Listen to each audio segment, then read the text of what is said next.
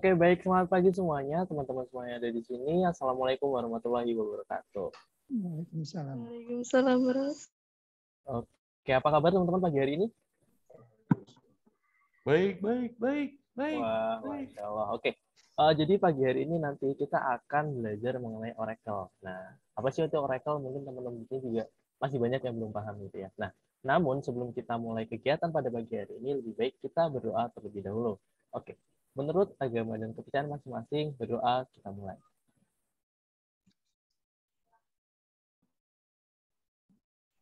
Oke, cukup. Nah, jadi pagi hari ini kita kedatangan dua orang tamu nih teman-teman. Yang pertama ada Kak Rizal Aryadi dan juga ada Kak Hargunadi nih. Halo Kak Rizal, halo Kak Hargunadi. Halo, selamat pagi teman-teman semua. Pagi kali ini kita akan ngobrolin tentang Oracle ya Kak ya? Ya. Mungkin sebelumnya saya coba tanya nih kepada teman-teman, ada yang udah tahu Oracle atau belum nih? Gimana nih? Oke, mungkin ada yang mau jawab? Belum tahu. Ada yang udah tahu? Belum ada sama sekali nih? Atau ada yang udah pakai? Atau ada yang udah pernah pakai nih Oracle? Belum ada ya? Oke, karena belum ada yang tahu, langsung aja deh kita mumpung ada ahlinya di sini, ada Kak Rizal dan juga Kak Hargunadi. Untuk waktu dan tempat saya persilahkan. Monggo Kak. Oke, baik. Makasih Kak Adit atas waktunya dan semangat pagi teman-teman semua. Semoga kita selalu diberikan kesehatan. Terima kasih atas waktu dan kesempatannya yang diberikan kepada kami. Kami atas nama Oracle Indonesia mengucapkan terima kasih bisa berbagi, sharing. Mungkin siapa tahu nanti teman-teman semua, adik-adik semua ingin tahu lebih, punya impian, saya pengen ke IT setelah ngobrol-ngobrol atau sharing session seperti ini. Karena menurut kami IT itu luas, teknologi selalu update, berkembang, seperti itu. Untuk saya sendiri, saya kebetulan di bagian komersial atau sales. Background saya sama dengan Kak Ardo ya, sebenarnya kita dulu satu kampus, satu persemainan lah ya. Istilahnya gitulah. Jadi kemudian kita punya jalan sendiri-sendiri lah ya. Dulu Kak Ardo fokus di pernah punya warnet juga, saya fokus kemana. Jadi kebetulan kita ketemu lagi. Kebetulan kali ini saya dibantu sama Kak Ical. Nah, beliau ini sebenarnya background-nya juga dosen. Jadi saya minta bantuan beliau untuk sharing nih, karena beliau lebih luas nih untuk ngobrol ke teman-teman semua terkait Oracle. Jadi Oracle itu banyak, ada produknya banyak, mungkin nanti bisa browse di oracle.com, itu akan keluar, kebetulan kita US company, owner-nya itu Larry Ellison, dia mungkin orang terkaya di dunia nomor 5 ya. Nomor 1 kan yang punya Tesla, terus Amazon, sekarang kalau Facebook udah turun, terus ada lagi Microsoft, terus baru kita kalau nggak salah, nanti ada itu, baru Oracle, seperti itu. Mungkin nanti untuk produk terkait lebih detailnya, atau kita sharing aja lah ya, nanti kalau ada pertanyaan feel free aja, nggak usah malu-malu, ojo isin-isin, kita sharing di sini, kita senang siapa tahu adik-adik, teman-teman semua nanti punya impian, oh aku pengen di IT, aku pengen kuliah di IT, IT itu seperti apa sih? Oracle itu apa sih? Dan ternyata di IT itu nggak cuma Oracle, banyak brand-brand lain yang di luaran sana yang juga cukup bagus selain Oracle, ada Microsoft, sekarang ada Amazon, ada Google Cloud, Google, ya kan kalau pakai Android kan kita harus pakai Google juga kan. Nah, itu banyak di situ. Dan kita ada aplikasi, ada platform, database termasuk di dalamnya, middleware, banyak banget. Dan kalau boleh sharing sih sebenarnya, kalau kalau boleh sharing sebenarnya kita ngomongin apa ya, banking. Contohnya di Mandiri, Bank Mandiri. Nah, di Bank Mandiri itu database-nya itu menggunakan Oracle. Dan tidak hanya database, jadi untuk membantu transaksi kita pakai mobile apps-nya Mandiri, transaksi transfer, itu di belakangnya ada Oracle sebagai database. Bahkan nggak cuma Oracle, mungkin ada servernya juga yang kita sebut Exadata. Exadata itu in-memory computing lah ya. Trennya sekarang seperti itu. Nah, baru di bawah di atas database itu baru ada aplikasi nantinya. Nah, itu nanti biasanya Mas Rizal yang lebih, Kak Ical yang lebih paham terkait itu. Saya cuma ya untuk prolog aja, nanti lebih deep-nya ke Mas Ical. Ada yang mau ditanyakan dulu nggak? Untuk teman-teman semua. Jangan malu-malu, kita sharing. Kita ngasih gambaran. Atau kenapa saya dulu milih IT. Atau kenapa saya sekarang malah fokus ke prinsipal. Oke, prinsipal. Kalau yang disebut prinsipal adalah company yang mempunyai produk. Jadi ada prinsipal, nanti ada distributor, ada partner. Nah, ini semua terkait dengan IT. Dan banyak teman-teman yang IT itu kerja baik di prinsipal, di distributor, di partner, SI, sistem integrator. Jadi teman-teman di SI itu biasanya yang melakukan implementasi dari produk kami, dari produk Oracle. Mereka yang melakukan implementasi di customer, contohnya let's say Traveloka. Dulu saya sama Mas Ical jualan aplikasi ERP, Enterprise Resource Planning. Di situ ada finance, ada procurement, sales. Nah, Mas Ical yang bantu saya untuk lebih produk detailnya. Nanti untuk implementasinya ada teman-teman sistem integrator tersebut. Dan lulusan IT itu banyak juga yang kerja di sistem integrator tersebut. Dan di Jakarta khususnya banyak IT company yang bermunculan gitu loh. Karena IT itu menurut kami nggak stagnan. Dia selalu berkembang terus. Teknologi itu nggak stop, tapi selalu maju ke depan, bukan mundur ke belakang. Nah, kurang lebih pembukanya seperti itu. Jadi saya harap adik-adik semua ini punya pandangan yang luas, punya wawasan yang luas. Kita berharap nanti teman-teman semua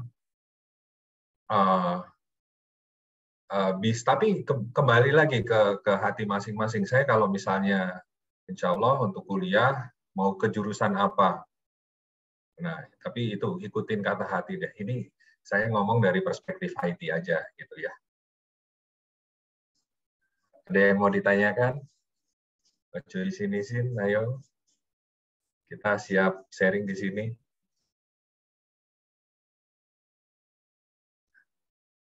Nggak ada. Oke.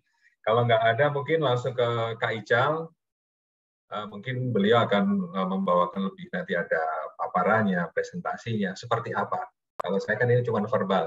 Kak Ical yang lebih dalam lagi. Monggo Mas Ical, silakan. Oke, saya akan share screen saya. Sudah terlihat kah? Oke, sudah terlihat. Oke, mohon maaf nih ada background suara dari masjid sebelah saya. Mudah-mudahan tidak terlalu mengganggu.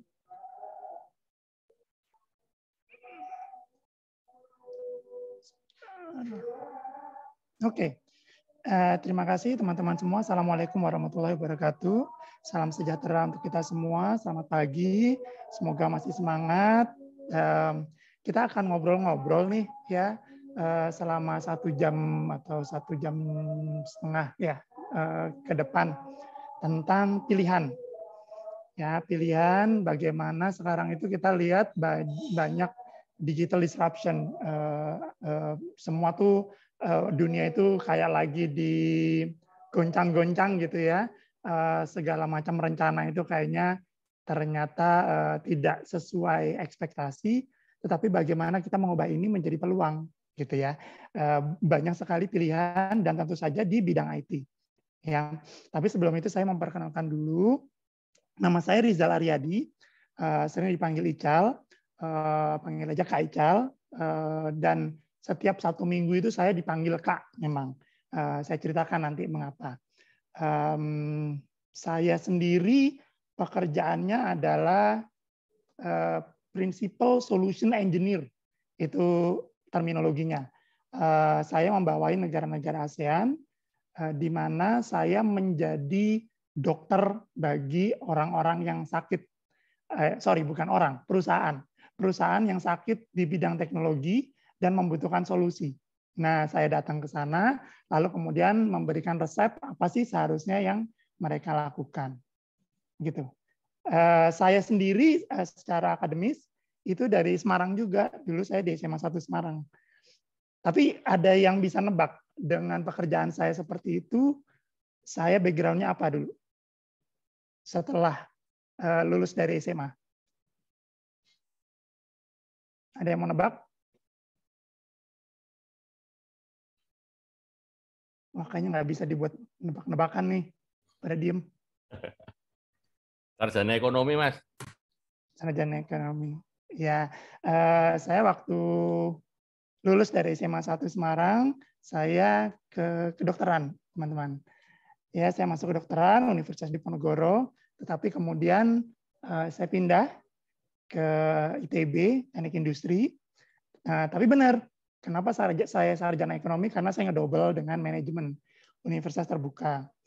Setelah itu saya sempat ke Amerika untuk belajar cultural studies sebelum akhirnya saya keterima di salah satu universitas yang waktu dulu nomor 1 sampai sekarang sih nomor 1 untuk teknik industri gitu ya, di Georgia Tech di Amerika. Saya tuh orangnya ogah rugi gitu ya. Pada saat saya sudah masuk, ya udah saya memanfaatkan semaksimal mungkin. Jadi pada saat saya ngambil S2 di sana, mumpung saya di sana juga saya ngedouble dengan e-business di Georgia Tech juga. Nah, lalu kemudian saya sempat S3 di Information System Engineering di Oregon State.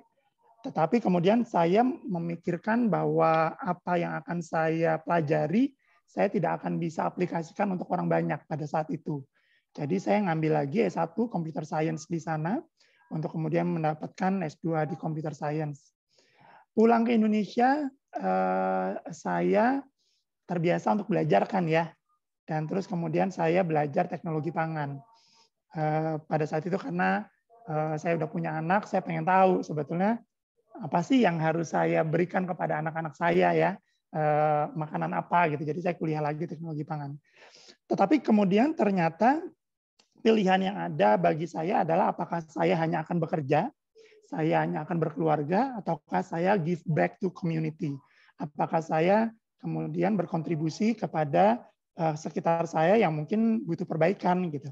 Sehingga saya memilih untuk di kantor saya menjadi community leader dan kemudian menjadi kepala sekolah di sebuah PKBM. PKBM itu satu sekolah non formal untuk orang-orang yang putus sekolah. Jadi kita buka sebuah sekolah khusus untuk orang-orang yang tidak mampu. Jadi Sabtu Minggu saya mengajar, sedangkan Senin sampai Jumat saya jadi konsultan. Karena saya menjadi kepala sekolah dan saya mengajar di sana, saya akhirnya mengambil S1 dan sudah lulus juga S1 pendidikan. Dan sekarang pun setelah lulus saya masih ngambil S1 lagi di Qatar dan juga S1 ekonomi syariah. Nah, teman-teman, saya mengharapkan teman-teman di sini nanti juga memiliki semangat yang sama untuk belajar sepanjang hayat. Bahwa belajar itu bukan cuma sekali. Saya SMA sudah, saya kuliah sekali ya sudah. Bukan seperti itu. Sepanjang hayat adalah hak kita, bukan kewajiban, adalah hak kita untuk selalu belajar, teman-teman. Ya, Kalau teman-teman mungkin pengen ngobrol-ngobrol, ini adalah Instagram saya dan itu adalah Facebook saya. Mungkin masih ada yang pakai Facebook, saya nggak tahu ya. Oke, sekarang kita ke materi tentang Oracle. Oracle itu apa sih? Oracle itu, teman-teman, itu adalah number one provider of business software. Jadi kalau software itu kita seringkali melihat kan di skala retail ya, untuk individu. Paling besar Microsoft. Jadi teman-teman tentu tahu produk-produknya Microsoft atau Google, gitu ya. Tetapi kalau untuk bisnis, untuk enterprise, untuk perusahaan, itu paling besarnya justru Oracle. Aplikasinya, teknologinya, softwarenya, hardwarenya, itu range-nya, ragamnya itu banyak sekali. Dan penghasilannya dalam 1 tahun itu sekitar 40 billion dollars, 40 miliar dolar. Ya, dan yang dikeluarkan oleh Oracle tiap tahunnya untuk R&D itu 6 billion dollars. Itu setara dengan keseluruhan budget R&D Republik Indonesia. Bayangkan ya, satu perusahaan tapi R&D spending-nya, pengeluarannya untuk penelitian dan pengembangan itu sama dengan Indonesia. Dan di Oracle ada puluhan ribu patent, ada sekitar 137.000 employee, tapi di Indonesia itu ada kurang dari 150 orang. Begitu ya. Dan seringkali kan ditanya ya kalau kita di perusahaan, selama pandemi ini gimana jadinya? Apakah terus kesulitan juga? Cara melihat apakah perusahaan itu bertahan hidup atau tidak adalah melihat dari harga sahamnya, teman-teman. Jadi kalau di Oracle kita lihat harga sahamnya dari tahun 2020 sampai ke tahun 2021 itu justru melonjak tajam. Ya, orang-orang justru bergantung pada teknologi untuk bisa bertahan di dalam bisnis. Iya dong, yang tadinya biasa untuk sekolah seperti biasa, akhirnya sekolahnya harus online. Online itu kan berarti ada teknologi ya. Atau biasanya saya jualan punya toko, sekarang tokonya online, akhirnya butuh teknologi. Perusahaan-perusahaan teknologi itu seringkali melonjak tajam, termasuk Oracle. Dan saya akan ceritakan lebih lanjut mengapa demikian. Nah, teman-teman, Oracle itu memiliki range software dan hardware yang paling lengkap di pasaran. Apa maksudnya? Misalnya nih, saya butuh aplikasi. Ya, teman-teman mungkin punya mobile applications gitu ya, yang ada di handphone. Sebetulnya yang terjadi, saya bukan cuma butuh software di sisi aplikasi. Gitu. Ya, seringkali saya butuh middleware supaya saya bisa terintegrasi dengan yang lain. Saya butuh database. Ya, saya butuh operating system. Yang kita tahu kan operating system ada Windows, ya ada Linux, ada Unix gitu ya. iOS, Android itu operating system. Nah, Oracle juga punya Oracle Linux gitu. Ada virtual machine ya supaya satu server itu bisa digunakan untuk beberapa aplikasi. Virtual machine Oracle juga punya Oracle VM. Pada saat dibutuhkan untuk dikembangkan lagi, juga butuh bahasa pemrograman. Teman-teman tentunya ada yang udah mulai ya, belajar bahasa pemrograman, ada yang suka Python, ada yang suka Java. Nah, Java itu punya Oracle. Gitu. Jadi seringkali kalau saya ditanya, siapa sih yang menggunakan Oracle? Saya balik tanya, siapa sih perusahaan yang tidak menggunakan Oracle? Karena mulai database-nya, apakah database-nya menggunakan kata-kata Oracle gitu ya, atau MySQL. MySQL itu punya Oracle juga, teman-teman.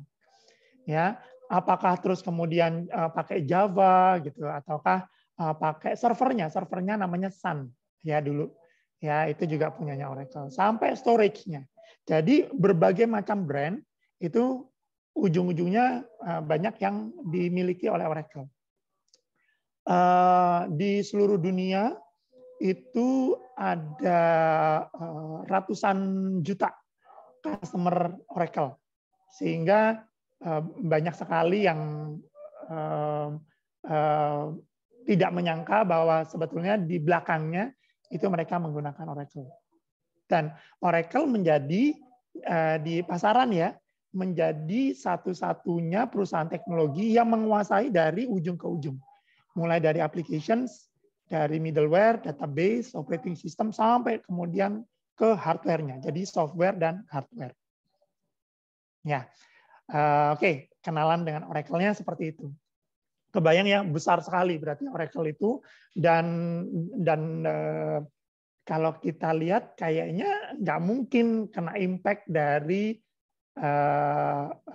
krisis yang terjadi gara-gara pandemi ini ya. Tapi perkiraan itu salah sih, gitu.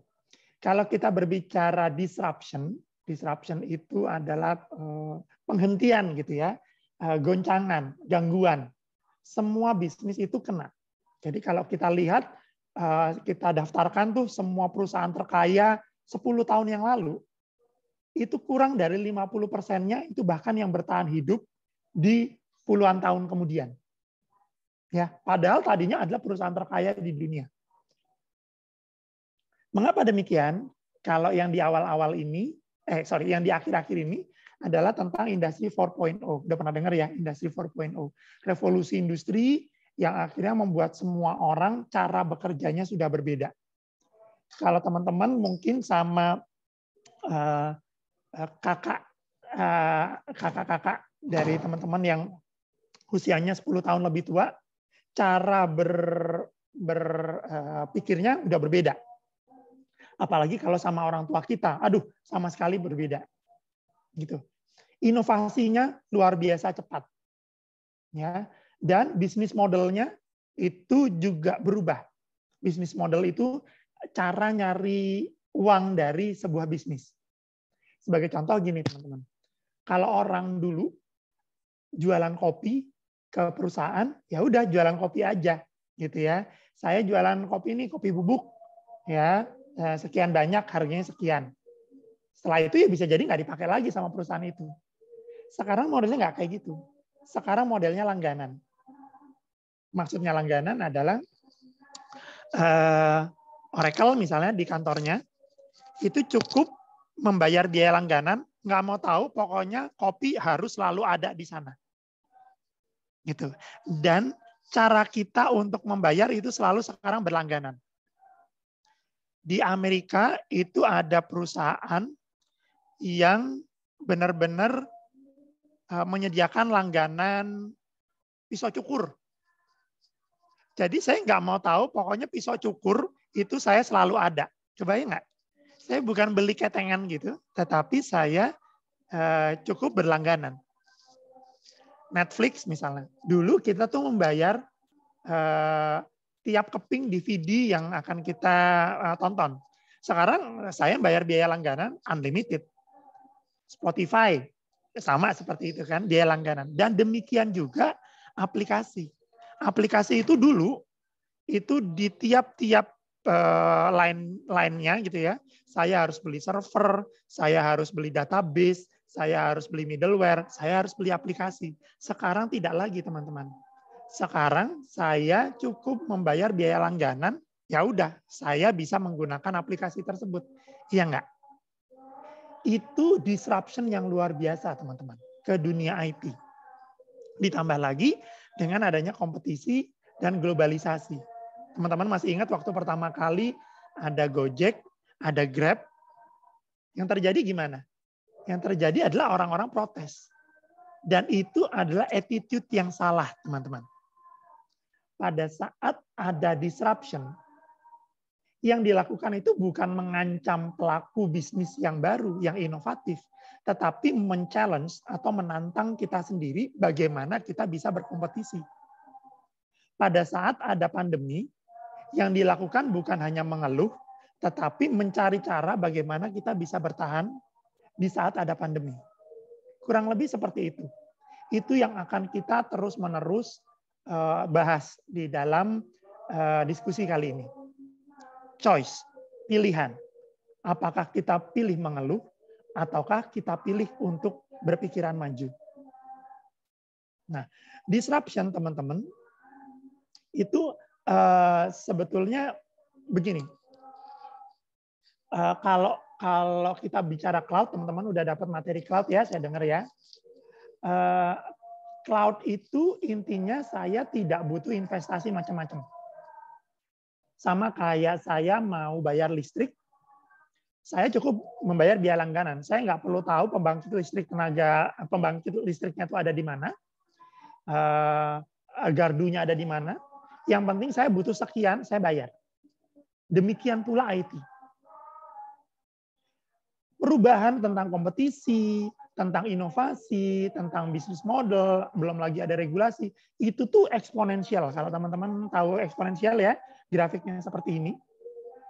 Sedangkan kemampuan kita merespon dengan infrastruktur yang sekarang, misalnya saya punya server nih, tiba-tiba orang yang memakai tadinya cuma 100, sekarang ada 100.000. Gimana dong? Harus ganti server, teman-teman. Saya tadinya prosesnya itu manual. Tiba-tiba customer saya jadi banyak. Saya punya resource, saya punya tenaga kasir, cuma 2 orang. Tiba-tiba, terus kemudian saya jualan online. Kasir dalam tanda kutip, kalau manual bakalan kelabakan. Iya nggak? Kemampuan kita merespon itu ada di bawah, di yang hijau ini. Sementara perubahannya itu semakin lama meninggalkan kita. Sehingga kebanyakan perusahaan itu kalah. Mati. Gitu. Ya, perusahaan mati. Karena apa yang dibutuhkan tidak diakomodir, tidak disediakan oleh kemampuan kita. Jadi yang akan terus kita dengungkan itu adalah pilihan, teman-teman. Seperti kita ada di persimpangan jalan, kita mau ngapain? Mau jalan ke kiri atau jalan ke kanan? Apakah kita mau nyaman di dunia kita sekarang? Atau kita akan berlomba-lomba untuk, sebelum ada disruption, sebelum kita digangguin sama orang lain, kita ngegangguin duluan. Gitu ya. Sekarang kita coba deh melihat ya beberapa karir IT. Mungkin teman-teman di sini ada yang kebayang, ya saya pengen masuk ke jurusan IT sih nantinya gitu. Atau saya mau masuk SMK yang bagian IT gitu. Atau yang di SMK mungkin habis ini mau bekerja di mana gitu ya. Tapi kalau kita bicara karir IT, itu sebetulnya luas sekali. Bisa jadi teman-teman akan menjadi seperti saya, sistem analis dan arsitek. Kalau menjadi sistem analis, artinya saya harus tahu industrinya. Sebagai contoh nih, saya merancang sebuah aplikasi untuk rumah sakit. Akhirnya yang kepakai adalah ilmu saya di kedokteran dulu. Saya berbicara kepada semua dokter di Bandung, dan akhirnya saya merancang sistem informasi untuk rumah sakit di Bandung. Gitu ya. Atau misalnya saya sedang ke retail company. Entah ke Alfamart, ke Indomaret gitu. Akhirnya yang terpakai adalah S2 saya yang di logistics. Misalnya seperti itu. Harus tahu bisnisnya. Pekerjaan seperti saya misalnya akhirnya menghadapi ada 30 industri yang berlainan. Hari ini saya ke rumah sakit, besok saya ke retail, besoknya lagi ke telco company, besoknya lagi ke perusahaan pertambangan, dan saya harus berbicara dalam bahasa mereka. Tetapi saya menjadi dokter di bidang IT-nya. Itu yang namanya sistem analis atau sistem arsitek. Ada pilihan kedua, yaitu bayangkan kalau teman-teman itu mau membuat baju. Nah, mau jadi perancangnya itu adalah sistem analis tadi, atau menjadi tukang jahitnya. Mendapatkan instruksi dari sistem analis, lalu menjahit. Itu developer. Jadi codingnya. Ya. Lalu kemudian ada lagi network engineer. Ya, network engineer, insinyur jaringan gitu ya. Mementingkan pokoknya jaringannya tersedia supaya bisa connected ke internet, connected ke server gitu.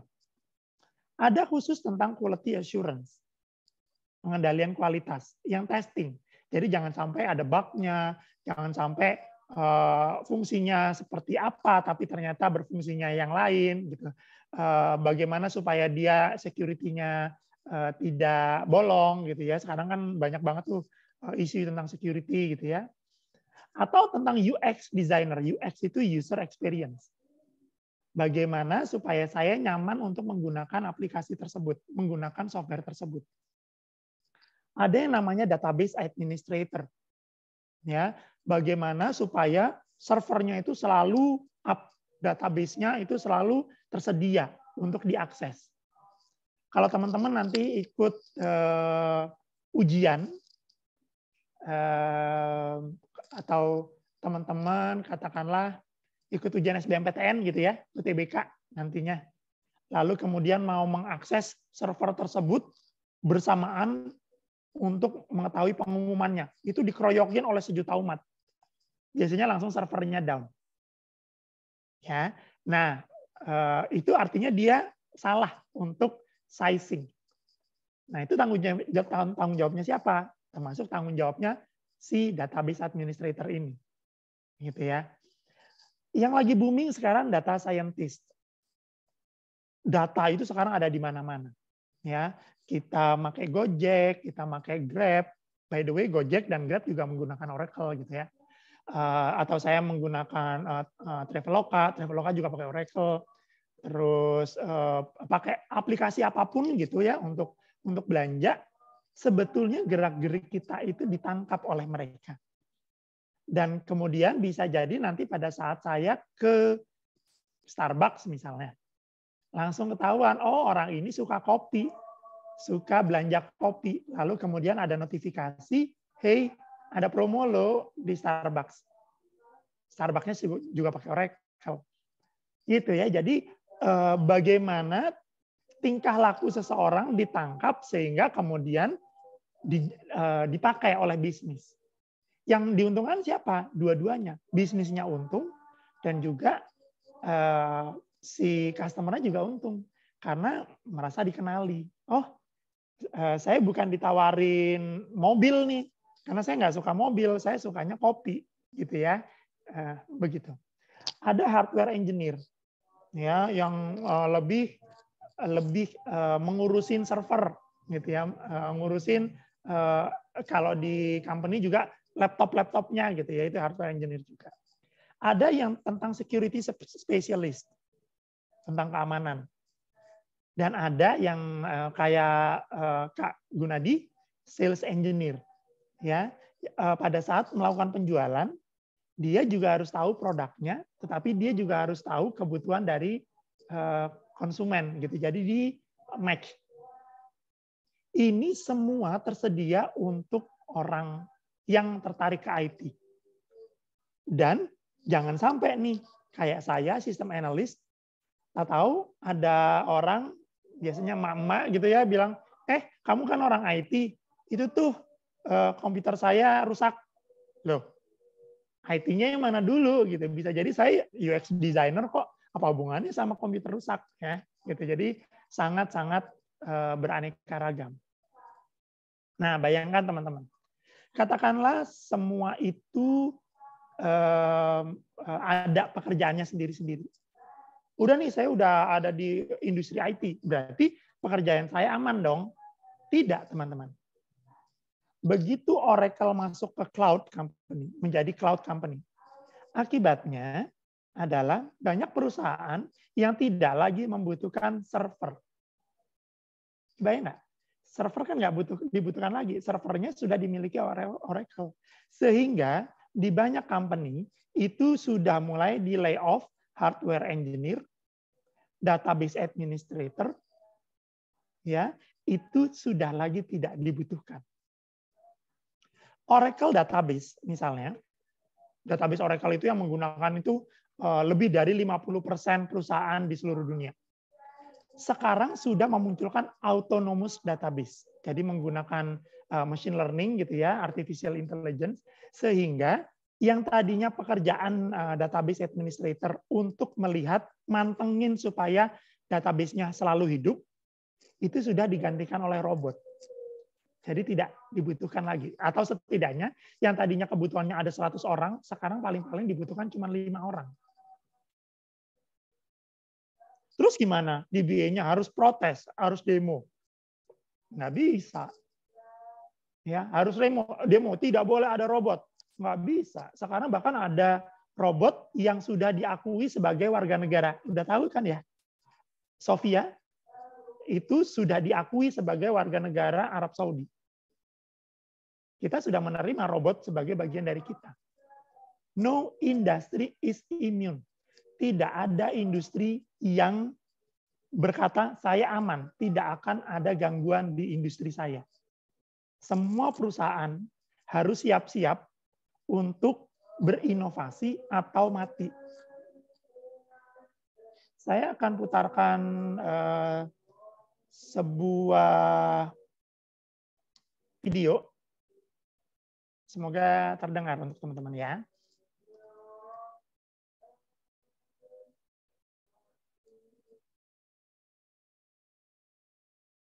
Terdengarkah suaranya?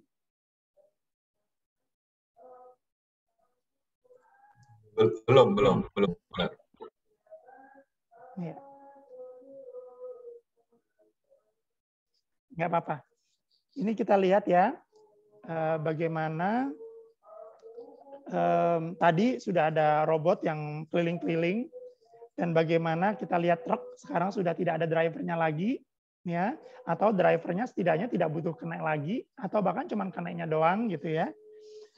Bagaimana orang-orang yang stok opnam ya, lihat jumlah atau di rak-rak itu udah digantikan oleh robot.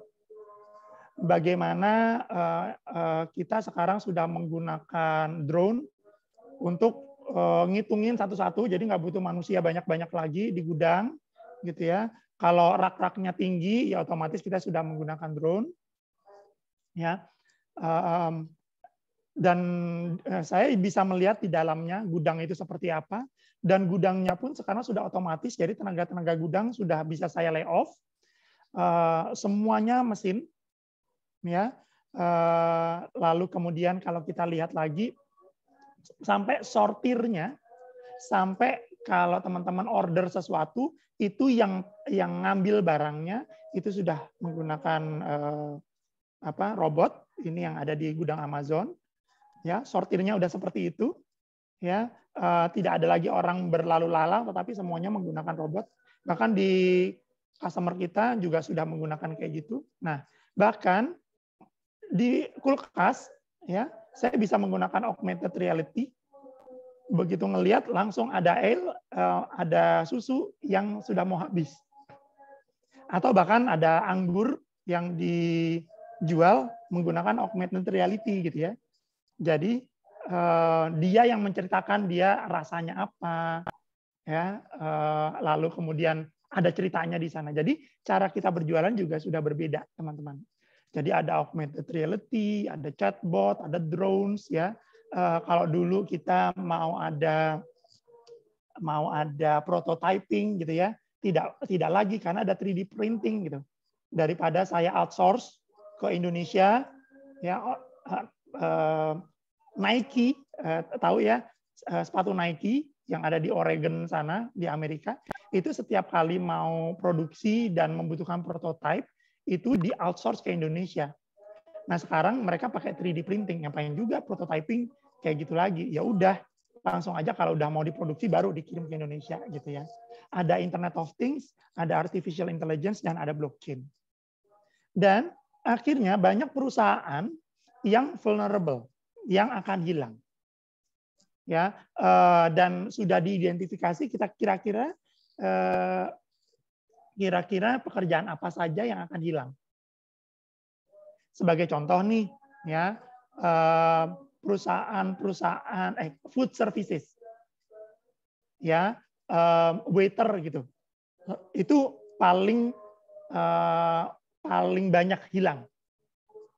Customer service itu banyak yang akan hilang. Office support itu akan hilang.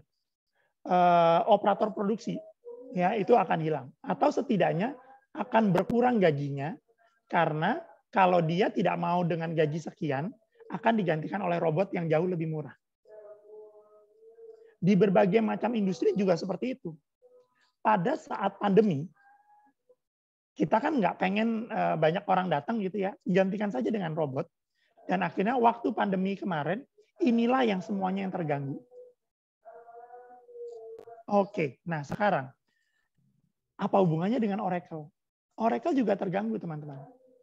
Ya, Oracle itu tadinya punya 3 ERP. Tuh ya, nggak kayak orang susah gitu ya.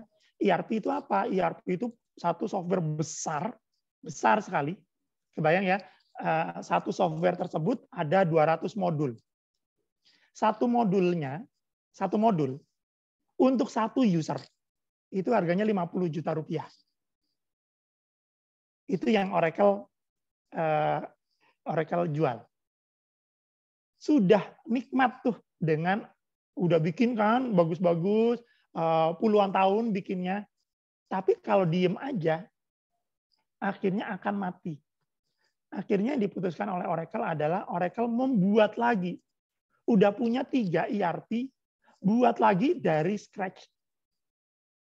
Coding lagi dengan teknologi yang terbaru khusus untuk cloud. Karena kalau perusahaan tidak ke cloud akan mati. Diperkirakan di tahun 2025, 80% perusahaan semuanya menggunakan cloud. Sementara di Indonesia, bahkan pemerintah masih enggan menggunakan cloud.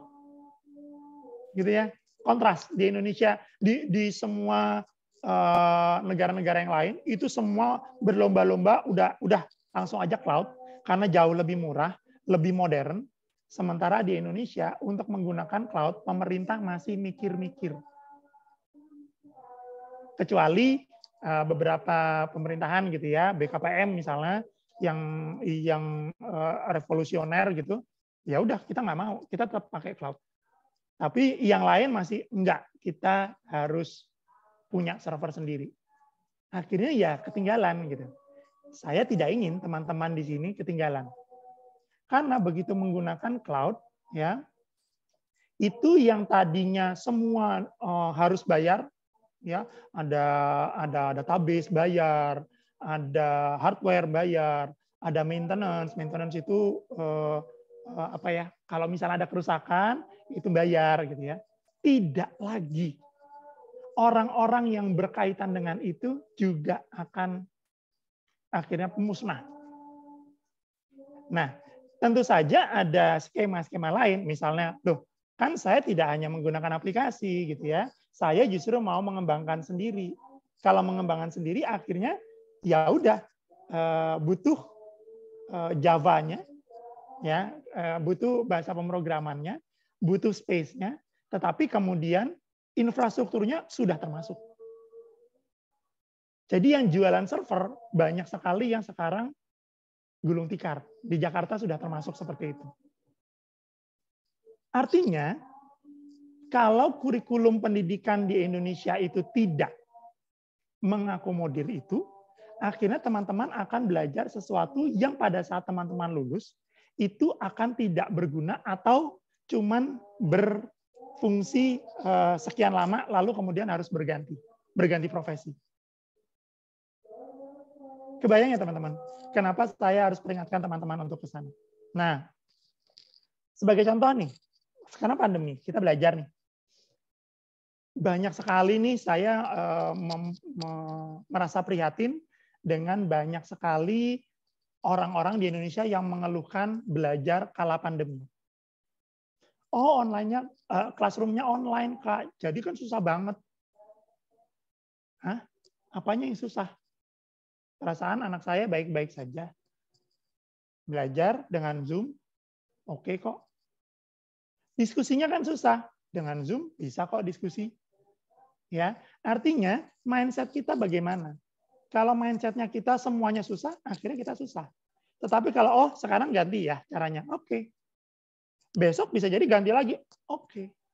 Jangan terlalu nyaman dengan apa yang ada. Dulu kita menggunakan buku. Sekarang e-books. Library-nya nggak bisa didatengin, electronic library. Resource-nya menggunakan internet. aduh susah baca di layar. Ya mau nggak mau harus seperti itu, harus bisa berubah. Saya tuh biasanya cuman belajar di kelas, Kak. Jadi tidak terbiasa dengan mendapatkan ilmu dari sumber yang lain. Nggak bisa. Sekarang kita learn anything. Dari webinar, dari courses, dan lain-lain. Dan ini disruption untuk universitas, teman-teman. Di Amerika, universitas itu banyak yang ketar-ketir. Karena sudah dipertanyakan, ngapain saya punya gelar akademik kalau saya bisa punya skill dengan menggunakan Coursera. Saya punya nano degrees. Ya, degree yang pokoknya saya bisa. Emang bakalan diperlukan tuh katakanlah kalau kuliah ya nanti ada ilmu sosial dasar. Emang bakal dibutuhkan kayak gitu. Ya. Yang penting kan saya bisa programming, saya bisa coding. Akhirnya yang dibutuhkan lebih adalah sertifikasi. Kalau teman-teman lihat pada saat saya memperkenalkan diri saya, ada tulisan CPIM CSCP. Itu adalah gelar, bukan gelar akademis. Itu adalah sertifikasi internasional saya untuk menunjukkan bahwa saya capable untuk di supply chain. Dan itu lebih terpakai dibandingkan gelar saya haji, ST, SE, apapun itu. Jadi kalau saya misalnya mengisi form, biasanya kalau form di bank gitu ya, Pak ada gelarnya enggak? Saya bilang enggak, saya tidak butuh gelar itu. Pak harus diisi, beneran harus diisi. Saya isi dan sampai field-nya itu, kolomnya itu tidak cukup untuk diisi. Begitu dia bilang, Pak nggak cukup, ya udah, nggak usah macam-macam. Saya tidak punya gelar, saya tidak tertarik dengan gelar. Yang saya butuhkan, saya menunjukkan bahwa saya bisa. Dan attitude itu yang dibutuhkan dari teman-teman. Jangan gila gelar. Ya, tidak ada gelar mau haji, mau raden, mau ST, mau SE. Bukan itu yang dicari. Yang dicari itu ilmunya. Learn anything.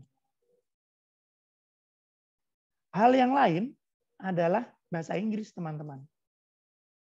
Banyak sekali, saya termasuk orang di Jawa Tengah gitu ya, banyak sekali orang di Jawa Tengah yang merasa bahasa Inggris itu sulit. Dan nyerah. Itu terjadi pada saya. Saya nyerah deh kalau bahasa Inggris.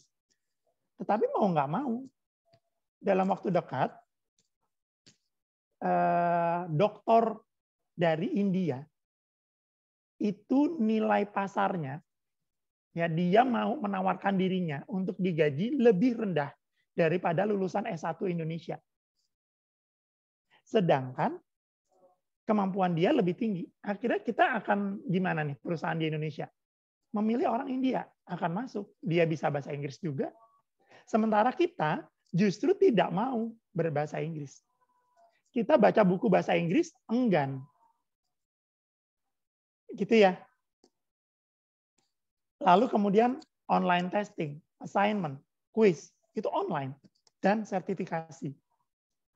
Teman-teman, Oracle itu sudah dari dulu itu menyediakan sertifikasi gratis untuk Java.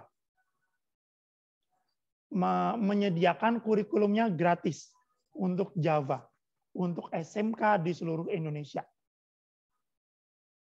Tadinya bekerja sama dengan Dikbud untuk menyediakan kurikulum teknologi. Sayangnya kemudian mata pelajaran teknologi informasi dan komunikasi dihilangkan ya. Dihilangkan, tidak ada lagi di SMA. Saya bingung, ini aduh, kurikulumnya seperti apa. Lalu kemudian, akhirnya kita menjalin kerjasama dengan SMK. Yang terjadi pada saat ternyata negara-negara seperti Ethiopia itu berlomba-lomba untuk menjadikan muridnya certified di Java, di Indonesia justru sangat sedikit yang certified. Bilangnya adalah karena menggunakan bahasa Inggris. Loh, yang namanya coding ya. coding kan akhirnya harus pakai bahasa Inggris juga. Dan selalu ada excuse lainnya, selalu ada alasannya, sehingga sangat minim. Pernah ada seseorang dari Malaysia menghubungi saya.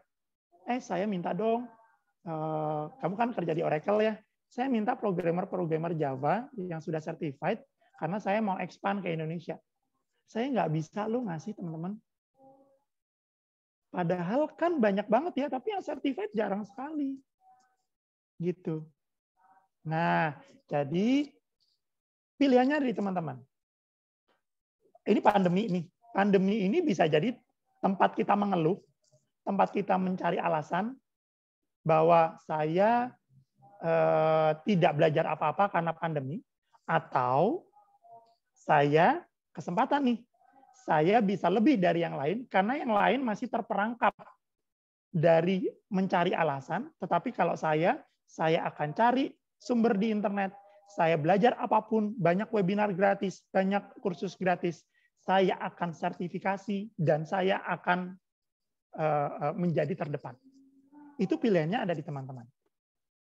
Nah, Oracle itu juga akhirnya tahu bahwa situasi pandemi ini sulit. Dan Oracle akhirnya memilih untuk menggratiskan beberapa teknologinya dan turun tangan juga untuk mengatasi pandemi. Sebagai contoh, Oracle menggratiskan therapeutic learning system-nya ya untuk US agency.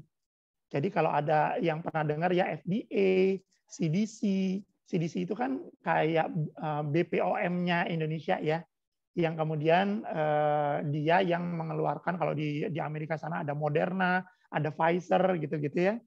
Itu teknologinya Oracle. Oracle juga memanage vaccination program di sana, cepat banget karena menggunakan cloud gitu ya. Atau secara nasional, distribusi berskala nasional di beberapa negara di Afrika itu digunakan teknologi dari Oracle. Beberapa universitas yang menyelenggarakan penelitiannya untuk testing vaksin gitu ya, seperti di University of Bristol, itu juga menggunakan Oracle Cloud Computing. Di Australia juga demikian. Ya, ada Flinders University, lalu kemudian bahkan ada beberapa yang tidak hanya menggunakan untuk pandemi COVID-19, gitu ya, tetapi juga yellow fever. Kembali lagi itu di Afrika. Sempat di New York pada saat pandemi itu kan akhirnya dibutuhkan kayak kita ya ada hotline untuk COVID. Nah itu kan sebetulnya banyak sekali tuh orang-orang yang perlu direkrut, dilatih bagaimana supaya pada saat saya tanya, ada saudara saya nih yang kena COVID, saya harus kemana? Saya harus apa? Apa yang harus dicek? Itu bisa up dan running dalam waktu sangat singkat. Dalam 5 hari, itu ada 4.300 orang itu bisa membantu. Itu di New York State. Menggunakan sistem dari Oracle. Dan mungkin teman-teman juga familiar dengan Zoom yang kita gunakan ini. Zoom itu menggunakan Oracle infrastructure. Jadi pada saat pandemi, Oracle itu bisa saja, ya udah deh, semuanya susah nih. Saya tidak bisa ketemu customer saya dalam kesulitan. Tidak demikian. Switch langsung. Teknologinya cloud, justru cloud itu yang membantu supaya semua orang tidak perlu ke kantor, tidak perlu sekolah, tetapi menggunakan teknologi dari Oracle. Bahkan Oracle menggratiskan infrastrukturnya untuk startup. Kalau teman-teman ternyata mau membuka bisnis, lalu kemudian terdaftar gitu ya, itu bisa menggunakan Oracle secara free. Jadi ada terms and condition-nya. Nah, teman-teman, saya akan bercerita lebih lanjut lagi tentang, kalau tadi kita lihat ya, layer-layer, lapisan-lapisan dari teknologi itu seperti apa. saya akan membicarakan khusus mengenai applications. Karena itu akan lebih beragam dari sekedar harus masuk ke sistem informasi, teknologi informasi, computer science, ilmu komputer, gitu-gitu ya. Lebih beragam. Sebagai contoh, saya itu pekerjaannya adalah di ERP dan supply chain. ERP itu Enterprise Resource Planning. Untuk teman-teman yang mungkin ada di jurusan ilmu-ilmu sosial atau IPS, ya kalau ada di SMA gitu, lalu kemudian sudah belajar akuntansi. Bayangkan ya, ada transaksi, saya membeli barang, barangnya sudah datang, itu terus kemudian harus dicatat, ada debit, kredit, gitu-gitu ya. Sekarang bayangkan kalau yang melakukan debit kredit itu tidak perlu orang. Ya sudah, aplikasi saja. Yang dilakukan teman-teman hanyalah scan, saya melakukan apa, bilang, lalu kemudian yang melakukan debit kredit itu sudah robot, sudah aplikasi. Tetapi tentu saja untuk membuat seperti itu, saya harus tahu bisnisnya. Saya harus tahu persis debit kreditnya itu apa, akunnya apa. Itu financial management. Bayangkan kalau saya ke procurement. Procurement itu pembelian, teman-teman. Ya, beli kan gampang. Oh, enggak gitu. Membeli dengan cara yang salah, langsung masuk ke penjara. Gitu. Ya, nah sekarang procurement itu ada step by step-nya, langkah-langkahnya itu ada. Dan ada ahlinya sendiri tentang procurement. Ada jurusan sendiri di teknik industri ya, ada khusus untuk pembelian. Ada mata kuliah khusus untuk mengelola project management. Dan Oracle itu memiliki software khusus, namanya Primavera. Nah, kebayang ya, kalau saya cuma belajar teknologinya. Saya belajar teknologi. Tapi saya nggak tahu apa-apa tentang saya harus coding apa nih. Saya tidak tahu apa yang bermakna untuk orang lain. Cuman oke, jadi saya harus coding apa? Akhirnya kan tidak dipakai gitu orang-orang seperti itu. Teman-teman harus tahu konteksnya.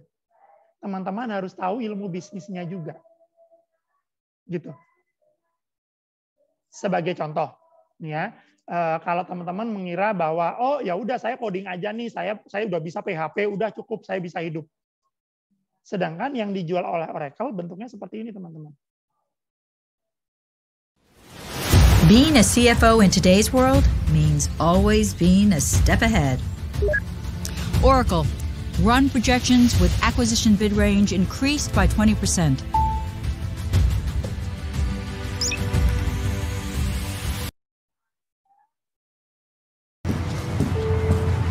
Oracle, show me revenue by product. Hey. Meredith, the new board member, Hannah, says there's a competing bid. I already reran the financials with the updated revenue data and higher bid numbers. On it, as always.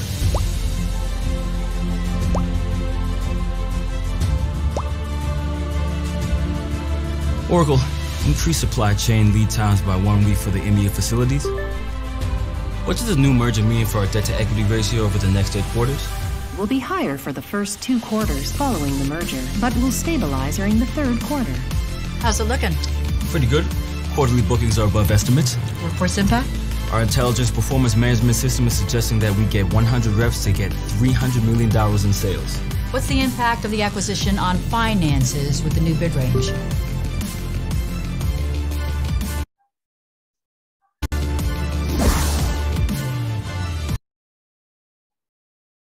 Nah, kurang lebih seperti itu.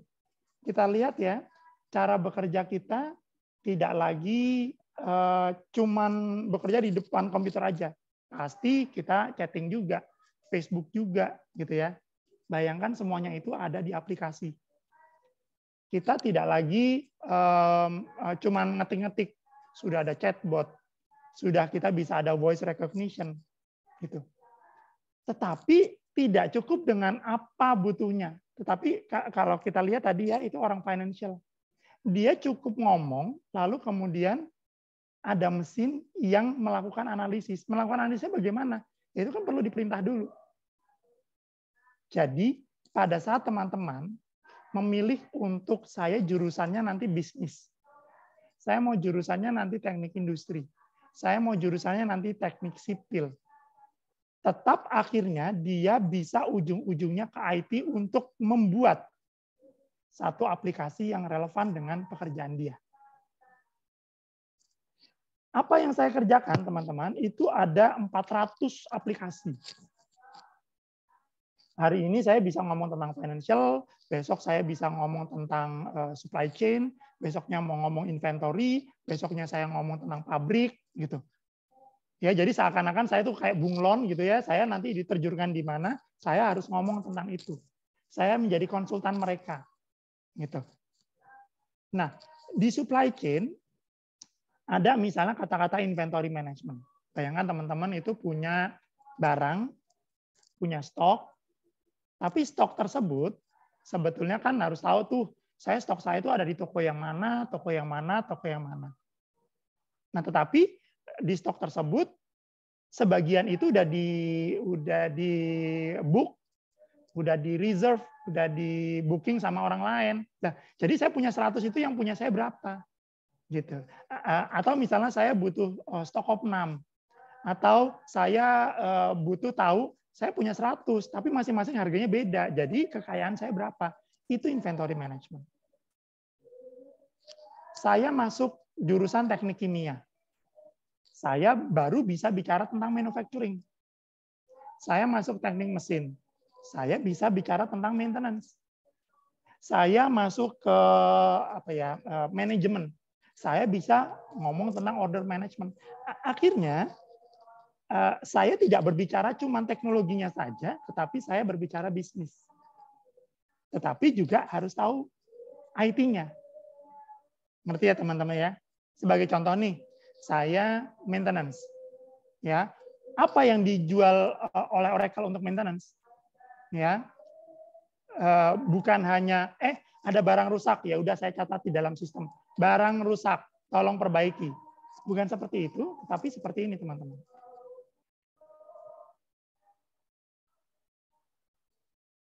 Hi, I'm Scott Harwell, Principal Product Manager on the CX Service Innovation Team. I'm here today to tell you about augmented reality and give you an overview about this innovative technology. We've all seen augmented reality for simple things, but what about fixing complex machinery? Or walking a homeowner through a difficult fix for an appliance? Or how about training employees on an expensive or dangerous process that are prohibitive in a classroom setting? Sound interesting? Oracle is able to demonstrate how we can surface CX products and data for all types of service interactions, including self-service, field service, assisted service, and training, all enhanced by augmented reality. My job is to help you see the value of AR for service and to show you how to leverage Oracle Service Cloud or Engagement Cloud to tap into the value of this innovative technology today. Join me to learn about this innovative technology and how you can leverage your existing Oracle investment so that your organization is the disruptor instead of the disrupted.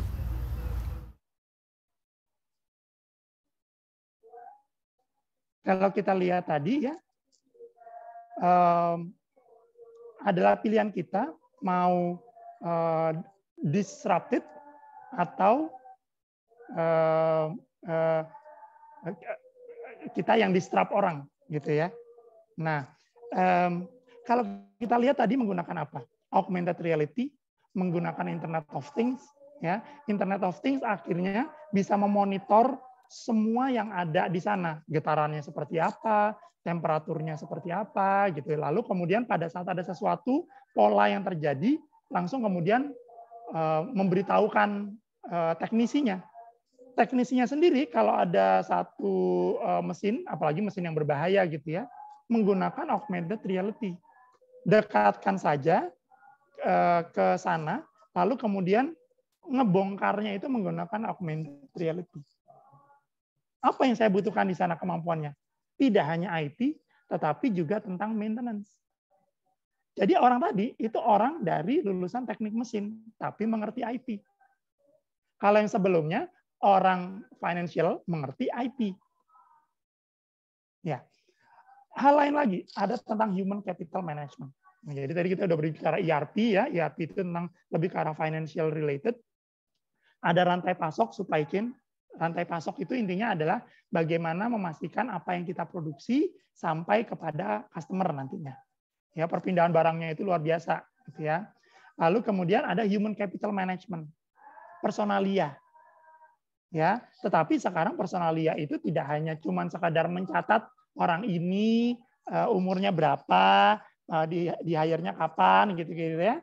Tentu saja tidak demikian, tetapi dia akan bisa mendeteksi dengan teknologi siapa nih yang mau keluar dalam waktu 3 bulan yang akan datang. Perkiraan seperti itu akan bisa terdeteksi.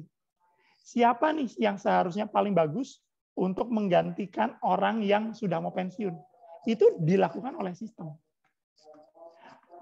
Orang-orang psikologi, orang-orang hukum akhirnya menggunakan teknologi human capital management ini. Hal yang lain adalah advertising and customer experience, teman-teman.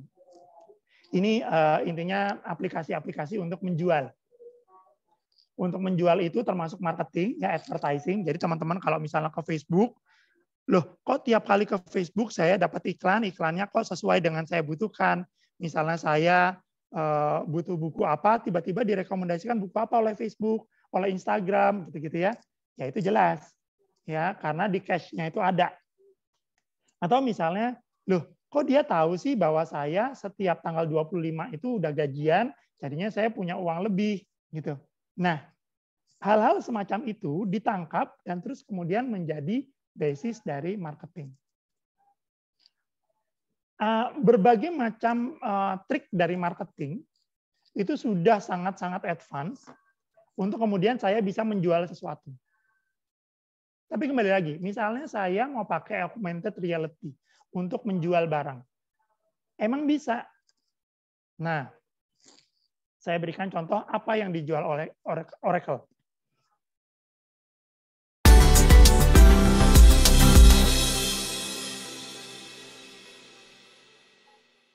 Hi, I'm Tasnia Khan.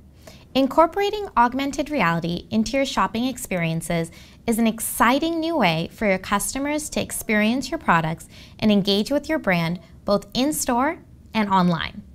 Let's take a look. Here I've opened the Supremo Interiors app on my iPad. If I'm in a Supremo showroom using the native iOS AR kit and the Oracle Customer Experience Cloud, I can point my camera at specific furniture items to see additional product details. If this sofa is something I want to save for later, I can add it to my wish list, or board in this case. I can also use augmented reality to visualize how products fit into my own space. In this example, I can place products from my board directly into my room using the camera. I'll place the high back chair here, rotate it. Perhaps I'll pop in the end table. And for fun, I'll put the coffee table over on the side here. This allows shoppers to visualize the size and scale of items in their spaces and dramatically improves conversion. Now, of course, shoppers may still have questions. If I tap Ask Me Anything, I can ask an Oracle chatbot or customer service rep questions. In this case, perhaps I'm wondering how stain-resistant the fabric is. I can quickly get an answer as well as some proactive help regarding my quote. Once I'm done, a simple tap adds all the products to my cart for checkout or quoting. As you can see, Oracle Customer Experience has everything you need to create next-generation shopping experiences designed to save customers time. Thanks for watching. Nah, itu yang kita lihat ya, augmented reality untuk belanja furniture. Jadi, saya kalau misalnya ada ruangan, langsung saya bisa visualize, oh bakalan cukup nggak nih ruangannya. Kalau misalnya saya ada pertanyaan-pertanyaan, sudah ada chatbotnya, sudah ada robot yang akan melayani saya untuk pertanyaan-pertanyaan lebih detail. Kebayang ya, orang-orang yang ternyata tidak memiliki nilai tambah, tentu saja akan di layoff di sana. Tetapi yang kemudian mendevelop ini siapa? Orang-orang yang mengerti sales dan mengerti IT. Dan tidak hanya itu, tidak hanya customer experience. Nah, kita berbicara industri applications. Teman-teman katakanlah masuk ke industri telco atau communications gitu ya. Itu kemudian dunianya akan sendiri, IT-nya akan sendiri. Teman-teman yang ada di teknik arsitektur, teknik sipil, akhirnya memiliki kemampuan sendiri pilihan sendiri, IT-nya mau seperti apa. Financial services, misalnya untuk bank, untuk asuransi, atau food and beverage, gitu ya. Kalau ada di pabrik yang memproduksi susu, misalnya, atau seperti Starbucks, gitu ya. Itu kan jurusannya itu beda-beda, tetapi semuanya tetap menggunakan IT. Either kita masuk jurusan yang di sana, tapi tetap melek IT, atau kita masuk jurusan IT, tetapi mengerti bisnis. Sehingga tidak lagi menjadi terpisah nih orang IT dengan orang bisnis. Dan itu yang memiliki nilai tambah. Nah, teman-teman, kembali lagi pilihannya di teman-teman. Ya, mau fokus di mana? Kalau cuman, oh ya saya mau IT. IT yang apa? Itu harus spesifik. Mau network, ya, mau coding, jadi developer, atau mau seperti saya jadi sistem analis, atau mau jadi sales engineer karena biasa bernegosiasi dengan orang. Apakah mau jadi customer support? Mau masuk universitas, mau masuk D3, atau di SMK saja sudah cukup. Tidak ada pilihan yang salah. Ya, atau jangan mengkotak-kotakan diri. Kenapa harus memilih? Kenapa saya harus memilih antara kuliah dan kerja? Mengapa saya tidak kuliah sambil kerja? Adalah pilihan teman-teman mau membaca buku, rajin membaca buku, atau membaca hoax. Adalah pilihan teman-teman akan terus melihat dari sumbernya, atau cuma membaca forwardan WA seseorang. Adalah pilihan teman-teman mau berwirausaha, buka bisnis sendiri, atau akhirnya kerja ke orang lain.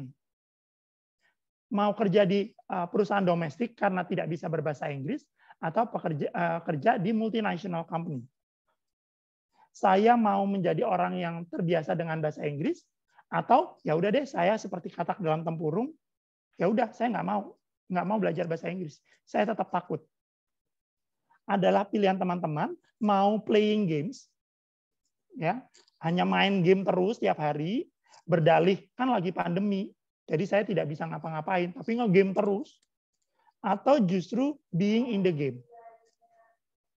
Begitu ya, teknologinya akhirnya mau jadi gamer aja, atau teknologinya akhirnya bisa tahu, oh ini bakal kepake seperti apa, kalau saya bisa coding, akhirnya saya depan komputer bisa menjual suatu aplikasi yang berguna bagi orang lain. Tentang berguna bagi orang lain, akhirnya nanti sampai ke taraf, apakah saya cuma sekedar mau menikmati hidup, atau bring back to society. Apakah saya akan terus mengeluh, atau saya akan melakukan sesuatu. Misalnya nih teman-teman, apa yang saya lakukan adalah saya mengkoordinasikan satu gerakan namanya YPAB, di mana semua profesional dari berbagai macam bidang, dari berbagai macam industri untuk kembali mengajar. Tidak seperti Indonesia mengajar yang ke pelosok-pelosok sana, enggak. Kita semua ada di Jakarta. Kalau sekarang sih tidak ada di Jakarta saja ya, karena kan sudah online. Akhirnya kita membuat sekolah tersebut untuk orang-orang yang putus sekolah, ya, dan kelasnya seperti ini teman-teman. Untuk yang PKN itu yang mengajar pengacara, yang mengajar karyawan Mahkamah Konstitusi, bahasa Indonesia mengajar wartawan, yang ngajar langsung penulis buku, ya penulis buku terkemuka teman-teman, you name it, itu akhirnya mengajar di IPAB. Matematika yang ngajar saya IT engineer, atau ada orang teknik sipil gitu ya. Yang ngajar fisika peneliti dari Batan, engineer dari Telkomsel. Bahasa Inggris yang ngajar pengacara atau pelatih tim debat internasional. Biologi yang ngajar dokter. Kebayang ya kayak gitu dibawa mengajar semua orang, ada yang asisten rumah tangga, ada babysitter yang tadinya putus sekolah. Sebagai contoh nih teman-teman, ini pilihan dia. Ini namanya Fatihah. Profesinya dia babysitter. Dia putus sekolah. Kenapa? Karena jaraknya dari sekolah dia dulu ke rumahnya itu jauh sekali dan banyak sekali kasus perkosaan. Dia datang ke Jakarta menjadi babysitter, join ke sekolah saya, lalu kemudian dia lulus paket C. Kan bukan SMA ya, tapi paket C. Belajarnya cuma Sabtu Minggu. Lulus SBMPTN, dia ngambil pendidikan luar biasa. Mengapa? Karena tutornya salah satunya adalah orang yang biasa mengajar melontarkan bahasa isyarat di TV. Dia sekarang menjadi relawan pengajar di sebuah SLB. Udah jadi guru SLB loh di Kota Bogor. Ini contohnya namanya Atin, Prihatin. Dia profesinya dulu kuli bangunan. Penjual kebab. Dia makannya itu pakai nasi dan bumbunya Indomie. Nah, dia kemudian lulus paket B, paket C nilainya terbaik semua, lulus SBMPTN, masuk hubungan internasional, IP-nya luar biasa, dan sekarang kembali lagi dia menjadi relawan operator sekolah di YPAB, bahkan dia jadi board, jadi salah satu penentu keputusan di YPAB. Atau bahkan ini adalah Lintang, dia kena cerebral palsy, hanya dapat menggerakkan tangan kiri. Tangan kanan dia tidak bisa bergerak, kaki dia tidak bisa bergerak. Untuk datang ke YPAB dulu dia harus 3 jam perjalanan. Bapaknya supir. Ya, tetapi kemudian dia bisa lulus dengan nilai PKN tertinggi. Saat ini kuliah di Fakultas Hukum, di universitas swasta, dan kemana-mana teman-teman. Kemana-mana harus digendong oleh bapaknya. Bapaknya yang menggendong ke YPAB, dan sekarang bapaknya yang menggendong ke lantai 2 dan 3 di gedung kuliahnya. Pilihan, kembali lagi pilihan dari teman-teman akan mengeluh atau kita membuka peluang bagi kita sendiri. Oracle pernah di tahun 2018 itu membuka kompetisi teman-teman untuk level SMA. Kompetisi tentang ya udah penggunaan teknologi sesederhana itu, ya udah kalian menggunakan teknologi, menggunakan IT gitu ya, apa sih ide kalian? Hasilnya luar biasa loh. Ini ya, ini winernya di Amerika. Ada yang menggunakan untuk noise reduction. Jadi seperti saya nih, saya ada background suaranya itu di reduction dengan spectral selection. Anak SMA itu menggunakan itu. Contoh lagi, dia menggunakan stetoskop jarak jauh. Stetoskop yang biasa digunakan oleh dokter, dia menggunakan sensor enhanced digital stetoskop. Untuk pandemi seperti ini luar biasa. Ya, manfaatnya luar biasa. Pemenang yang lain lagi, ada yang menggunakan teknologi untuk orang buta. Menggunakan sonar, lidar, computer vision untuk membantu orang yang buta. Atau bahkan ada yang menggunakan deep learning, ya, menggunakan artificial intelligence gitu ya, untuk mendeteksi abnormal cell sehingga bisa mendeteksi kanker di usia dini. Atau bisa jadi membantu anak autis. Ada yang menggunakan Android untuk early detection orang-orang yang bakal kena Parkinson. Ada yang menggunakan neural network untuk mengklasifikasi orang-orang Alzheimer. Kebayang loh, berarti kan dia harus belajar tentang kesehatan. Ilmu kesehatan seberapa dalam sih di SMA? Nggak dalam. Dia belajar sendiri, dia ngutak-ngatik sendiri, akhirnya punya ide sendiri, dan dia mengkombinasikan dengan dunia IT. Bahkan ada yang cukup dengan medical record. Bagaimana caranya medical record digunakan blockchain. Ini SMA. Ini tahun 2018. Kita ada di tahun 2021. Harusnya Indonesia bisa kok. Nanti kalau teman-teman masuk ke universitas, tergantung. bisa jadi nanti dosennya itu dosen yang memang mungkin teman-teman juga di SMA juga ada yang kayak gitu ya. Ada guru yang benar-benar antusias mengajarkan teman-teman. Tetapi ada guru yang, aduh gaji buta banget sih, ngajar nggak jelas, atau kadang-kadang datang nggak terlambat, atau bahkan tidak datang sama sekali. Keluhan pertama di Indonesia pada saat pandemi adalah gurunya tidak mengajar, gurunya cuma ngasih tugas. Haruskah muridnya mengeluh? Enggak lah. Ayo, be kreatif. Adalah pilihan kita. Mau kita belajar sendiri, kita koneksi kemana-mana, atau kita tetap menjadi orang yang hanya mengeluh. Kembali lagi, pilihan. Sekian dari saya, itu aja. Mungkin melebar ya, bukan hanya IT, tetapi saya ingin menunjukkan bahwa IT itu kemana-mana loh. Kamu mau masuk ke manapun, ya teman-teman mau masuk ke bisnis, mau masuk ke teknik, mau masuk ke pendidikan, semuanya akhirnya jangan lupa belajar IT juga. Karena kalau kita tidak menguasai IT, akan tergeser akhirnya oleh robot. Kalau kita tidak memiliki diferensiasi, akhirnya kita akan tersingkir oleh kompetisi yang lain. Terima kasih teman-teman. Ada pertanyaan yang bisa saya jawab? Oke, terima kasih Kak Rizal. Materinya itu wah banyak banget nih. Mungkin teman-teman di sini ada yang mau bertanya terlebih dahulu nih? Dulu bisa resen. Ada yang mau tanya? Oh, belum ada yang mau tanya nih. Masih ada nggak nih? Teman-teman masih ada yang tanya nih? Ayo, jangan malu-malu. Ya, tapi punya visibility ke depan. Sebenarnya yang dipakai teman-teman saat ini of IT gitu kan, Android, ya kan, Zoom, itu part of IT. Jadi kalau teman-teman pengen tahu lebih dalam terkait Zoom itu seperti apa, Android, handphone yang saya pakai itu seperti apa, nah itu sebenarnya itu udah part of IT. Jadi zaman milenial sekarang itu IT ya sudah dipakai ke semua kalangan lah. Ada pertanyaan nih, kenapa dunia teknologi komputer itu identik dengan orang India?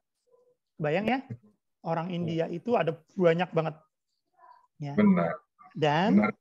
Dan akhirnya mereka bertahan hidupnya bagaimana? Harus bisa menguasai sesuatu. Orang India itu dream-nya adalah menjadi global citizen. Bukan warga negara Indianya, tapi berada di negara lain dan menjadi global citizen. Bisa kemana-mana. Bisa jadi sekarang jadi orang Singapura, kemudian orang Kanada, orang Amerika gitu ya. Tetapi keturunan India. Untuk itu harus ada yang bisa dijual, teman-teman. Yang bisa dijual adalah teknologi. Teknologi itu kepake di mana-mana. Bayang, kalau teman-teman masuk ke dokteran, terus kemudian saya mau pindah ke Jerman, nggak diterima di sana karena penyakitnya berbeda antara Indonesia dengan Jerman. Saya mau belajar sastra, ya sastranya juga beda gitu kan. Tapi kalau teknologi semuanya itu sama. Teknologi yang ada di sini dengan di Malaysia dengan Singapura itu sama. Sehingga India itu orang India bisa kemana-mana dan karena orangnya banyak banget seakan-akan orang-orang teknologi itu India semua ya. Ya karena mereka yang banyak menguasai orang India. Tapi yang sangat menyedihkan teman-teman, saya misalnya jualan satu produk, lalu kemudian akhirnya ujung-ujungnya saya harus mengakui bahwa kalau ditanya siapa nih yang bakal implementasi, mohon maaf Pak, orang Indonesia belum ada yang bisa. Jadi apa yang saya jual ini nanti yang implementasi adalah Bapak mau pilih orang Malaysia, Singapura, India, atau China. Nah, kalau China nggak mungkin lah ya, ada kendala bahasa. Gitu. Jadi kadang-kadang itu. Nah orang Indonesia pada kemana? Itu. Menjawab ya Nina ya. Kita nih yang udah di umuran segini, kalau Kak Gunagdi mungkin udah umur 40-an ya, saya umur 20-an gitu. Enggak bohong nih. Ini udah pada panik nih, Indonesia ini mau gimana sih ceritanya? kok kayak adem ayem padahal semuanya tuh udah panik gitu lah. Beberapa tahun kemudian mau jadi tuan rumah di negeri sendiri atau akhirnya ya udah orang Indonesia itu menjadi babu di negara sendiri gitu. Nah, ini teman-teman yang ada di sini nih tugasnya. Ya. Ada lagi teman-teman yang perlu didiskusikan. Oke, gimana nih? Ada yang mau tanya nggak nih? Ada nih. Mungkin bisa saya bacakan aja nih. Dari Maria. Di bidang IT itu biasanya disupport dengan device yang memiliki spesifikasi yang mumpuni. Apakah kakak memiliki rekomendasi device yang terjangkau dan cocok untuk menekuni IT sekarang ini, dan bagaimana spesifikasi yang cocok untuk pemula? Oke. Untuk Maria, device-nya apa? Oh, device apapun ya terserah, bisa aja. Gini, misalnya Kak, saya cuma bisa tuh mengakses internet. Nggak apa-apa. Saya belajar coding itu bisa dari internet. Iya kan? Lalu kemudian belajar coding itu tidak perlu ada yang diinstal dulu. Sekarang di internet itu sudah ada yang bisa digunakan. Anak-anak saya yang umur 8 tahun kemarin belajar coding itu dari internet juga. Gitu. Tapi kalau misalnya device-nya mau beli yang mana? Loh, ya tergantung budgetnya ada berapa. Gitu. Jadi jangan sampai kemampuan yang terbatas dalam segi anggaran itu menjadi kendala bagi teman-teman. Nggak ada excuse kok. Kalau misalnya, Kak, saya cuma bisa ke warnet. Lah, warnet itu justru iya, justru di sana komputernya canggih-canggih gitu ya. Untuk yang positif ya. Untuk positif ya. Adalah pilihan teman-teman, kesananya mau ngegame tok atau menguasai teknologinya. Ya. Nah, oke, dari SMA 2 Grabak. Oracle sudah membuat apa aja? Tadi kita bahas ya. Banyak banget. Banyak dari mulai mensupport orang yang membuat vaksin, sampai kemudian universitas kayak ITB, UI, semua itu menggunakan Oracle. UPH. Iya, nanti teman-teman yang mau kuliah kan udah jelas ya. Oke, mau kemana? Mau milih yang negeri itu katakanlah masuk kedokterannya bisa jadi yang di Unpad digratisin gitu ya, atau masuk ke Atmajaya yang satu semesternya 300 juta gitu. Tapi baik Atmajaya maupun Unpad dua-duanya pakai Oracle. Jadi di berbagai macam dunia sekitar kita itu menggunakan Oracle. Teman-teman pakai Android itu Java loh. Java itu Oracle. Atau teman-teman pakai iOS, kok saya pakai Apple kok. Apple itu juga pakai Oracle supply chain-nya. Saya mau pakai angkot Kak. Toyota pakai Oracle. Gitu. Jadi online Bukalapak pakai Oracle. Tokopedia pakai Oracle. Jadi ya di berbagai macam lininya juga begitu. Ya. Ada lagi teman-teman? Gimana? Yang mau tanya? Terima kasih Kak. Ya, sama-sama. Waktunya sudah habis nih, ya. Mungkin saya akhiri demikian karena saya juga ada presentasi lagi di tempat lain. Oke, terima kasih Kak Rizal dan Kak Kun. Nanti feel free aja kalau ada pertanyaan nanti di drop ke Mas Adit, monggo silahkan nanti kita coba jawab ya.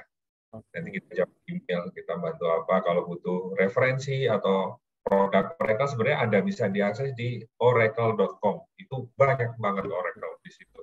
Kayaknya juga kalau mau belajar tentang Oracle tuh ada Oracle Academy juga ya kayak. Ada Oracle Academy, ada Oracle University, ya. Mungkin bisa ada Oracle Workforce Development Program, ada banyak sekali. Ada, bisa dicari pastinya. Oke, baik. Sebelumnya terima kasih Kak Rizal dan Kak Gunadi atas materi yang disampaikan pada pagi sampai siang hari ini. Oke, untuk mengakhiri kegiatan kita pada siang hari ini ya, kita berdoa terlebih dahulu menurut agama dan masyarakat yang berdoa. Oke, sudah cukup. Oh ya, sebelum kita akhiri nggak, mungkin kita bisa dokumentasi terlebih dahulu sama teman-teman. Yuk, mungkin teman-teman bisa on cam terlebih dahulu untuk kita dokumentasikan. Oke, yang belum on cam bisa on cam terlebih dahulu ya. Oke, nggak on cam nih. Oke. Udah, ada lagi nggak nih? Udah, cukupin aja on cam. Oke, masih ada beberapa yang belum. Oke, udah. Oke, siap. Saya dokumentasikan terlebih dahulu ya. Oke, 1, 2, 3. Lagi, oke. 1, 2, 3. Oke, ternyata Kak Abdul lagi di jalan. Oke, baik. Terima kasih sekali lagi Kak Rizal dan Kak Gunandi. Mungkin kalau memang setelah ini ada kegiatan, kami persilakan untuk meninggalkan Zoom meeting. Terima kasih. Assalamualaikum warahmatullahi wabarakatuh. Waalaikumsalam warahmatullahi wabarakatuh. Sampai jumpa lagi di kesempatan lain. Terima kasih. Sukses semua. Sehat selalu. Oke. Juga. Thank you, Kak Ica. Kak Gun. Hey, thank you, Kak Ardo. Oke, hati-hati di jalan. Izin pamit. Siap-siap.